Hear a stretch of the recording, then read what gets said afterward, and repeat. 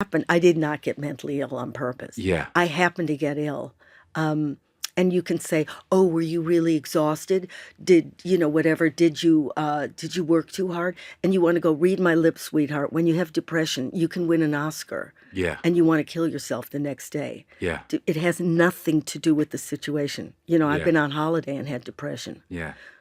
It may have to do, but this didn't occur to me until after I wrote the book. It may have to do. I don't know why I didn't think of it. One of my journeys was going to do. I was going to do psilocybin. Yeah. And so I had to get off my antidepressants 6 months earlier.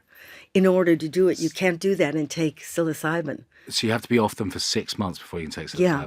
Wow. You have to wean yourself off. So that may be, the Right. reason I ended up in a mental ward. Right. So you were off meds. I was off meds. Right. Okay. Yeah. For how long? For 6 months. Fuck. And then I was getting ready. This is after, the silent retreat, the going to Afghanistan. I was on a roll, and I was about to get on the plane to Holland because that's the only place you can do it. Yeah. And they gave me a COVID test, and I had COVID. Yeah. So I had to cut out the psilocybin trip, then get seriously back onto those meds. Yeah. But it was too late.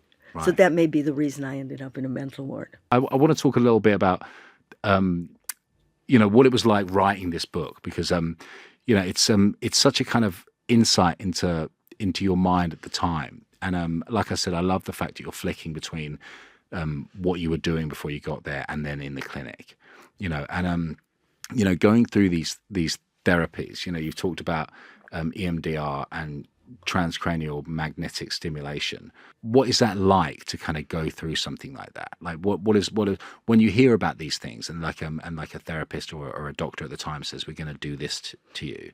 Like when I've heard about transcranial magnetic stimulation. Well, you're desperate.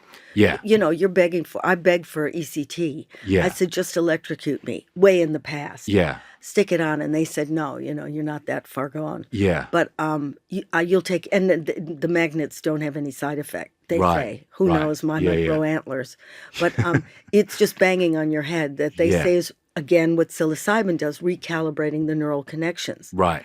And they put it on the kind of right side of your head. Right. Which is, if the right side is stimulated, I might have this wrong, that's an area where possibly depression might have the home. Yeah. Or it's the left. Yeah, I'm yeah. dyslexic. Okay, I let's know get a my right from my left neuroscientist. most of the time. But some neuroscientists say that's crap. Yeah. But who knows? It did work on me. Yeah. By the 20th, I woke up and I actually thanked the 10-year-old that I thought was giving it to me. Because Yeah. he was, the guy giving it to me, I thought was like off the street.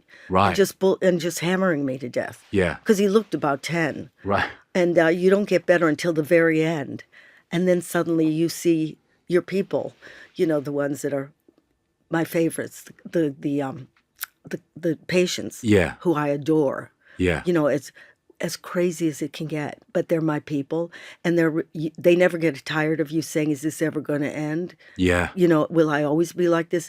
Whereas real people outside go, oh, shut up already. Yeah. All we do is that mantra, will it ever end? Yeah. And they're great characters. Yeah, The yeah. one who said, the foxes are coming into my freezer and eating all the prawns. Yeah. And I'm having a party.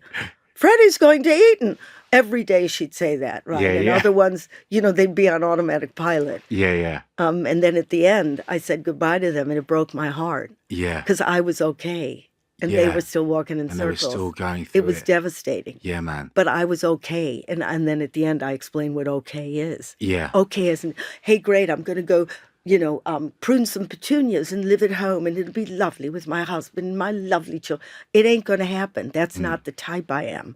But I made peace with the type I am. Yeah.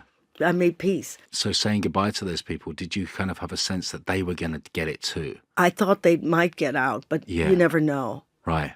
You never know, but I miss them. And I Yeah. go back sometimes to wards, mental you? wards. Right. And there was a woman who I loved. There was a nurse called Risk, and she'd come in every day and like hug me like the mother I never had. Yeah. And I've gone back to see Risk.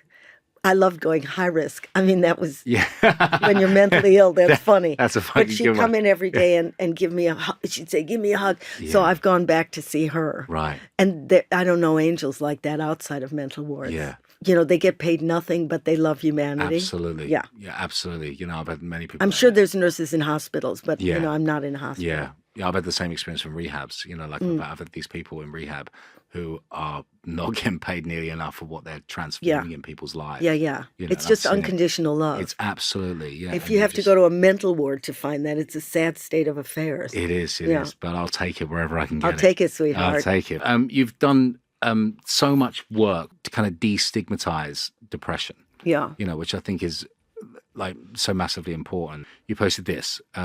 There's a feeling that you've done something wrong when your own mind turns on you and takes revenge for something you never did. It's the black hole of diseases where you sit helpless as your mind hammers you with accusations, sucks out your soul, and spits out the brutality of your thoughts becomes so agonizing it's hard to stay alive and have to listen. Where did I say that? On Instagram. Oh, okay. And I fucking read that and I was like, people need to fucking hear that. That's such an incredible statement. Like what was going through your mind? Like I don't know when I wrote that. Yeah, I think it was when you kind of talked about you having depression again for the first time in 12 years. It's in this book? I think it was an Instagram post, I think, that you posted.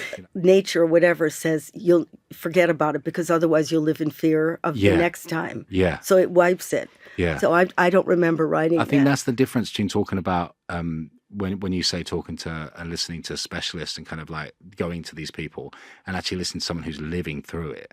It's such a tangible thing to grab hold of. It's like that feeling really resonated with me. Like obviously you didn't see it coming. And suddenly the reason I do mindfulness Yeah. is I in the 12 years don't think nothing's happened. Yeah. I did see it coming. That's why I practice mindfulness. Is that Yeah. you take the temperature outside, put on your coats. Yeah. I can take it inside Right. and feel it coming.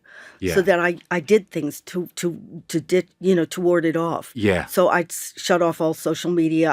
I'd take that disease seriously. Yeah. Or I'd check into a kind of hotel and Yeah. slam it down, turn the lights down, so it would pass after 5 days rather than 5 months. Right. So I always knew when it was coming. Yeah. This time I was so busy and I Yeah. got off the antidepressants.